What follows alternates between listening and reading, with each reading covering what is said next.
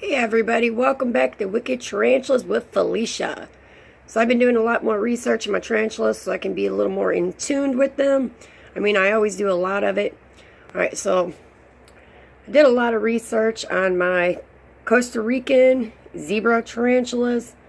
Alright, so this is my really big one. This is my 5-inch tarantula, and she wouldn't fit in my hand. She's very hardy.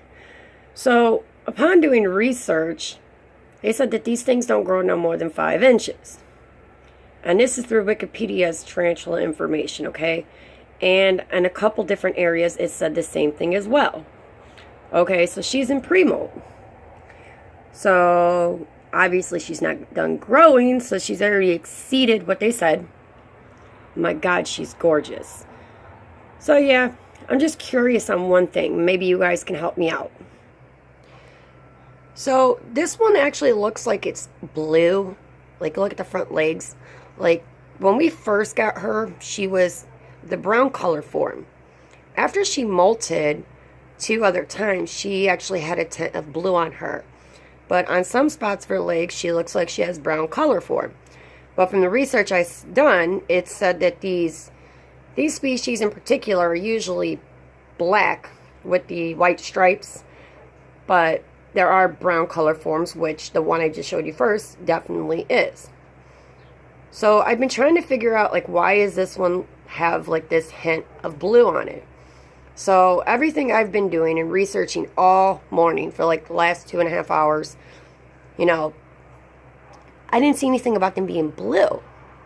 So I'm a little stumped, and I'm wondering if the YouTube community for our lovely tarantula part can help me out on this. I know that these things can change color until they become an adult, and then they typically, around 4 to 5 years, their true color shows from another thing I've read. So I don't know what's going on here. I'm waiting for this girl to molt, or boy. I want to sex the molt one more time to be for sure. You could clearly see exoskeleton underneath. She has no hair. So I'm just trying to figure out why this one's blue, but on the top of her legs it looks brown, but the bottom of her legs clearly look like they're blue.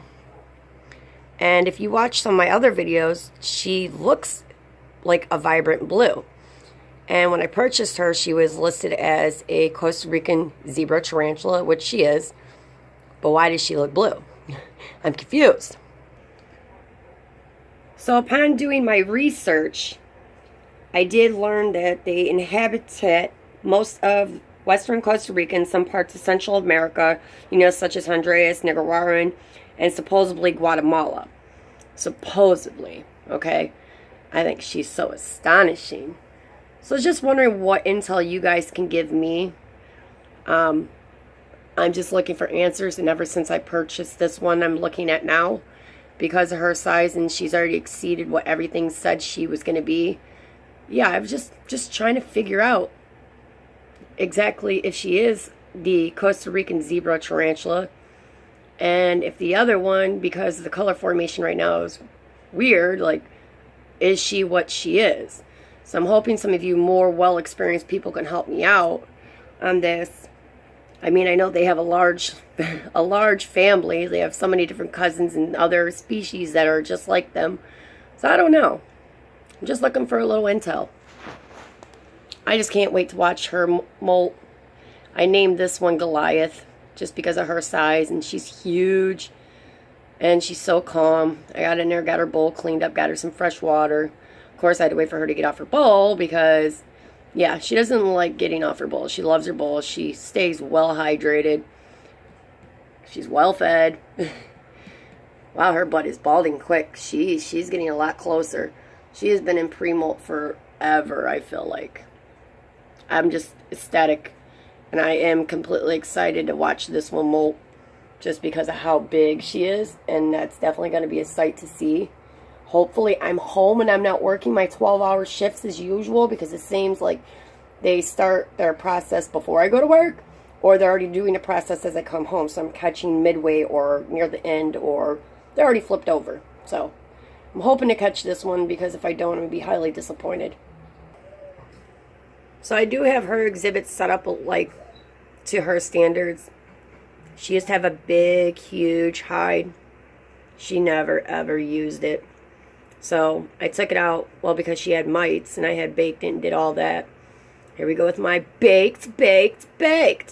And I put in these flowers, these fake artificial flowers, and these leaves, and she seems to like them a lot more. You can see she kind of lays on them, has them webbed to her expectations. Whereas this one is a burrower. She does do what her species is known for, which is burrowing. So that's pretty cool.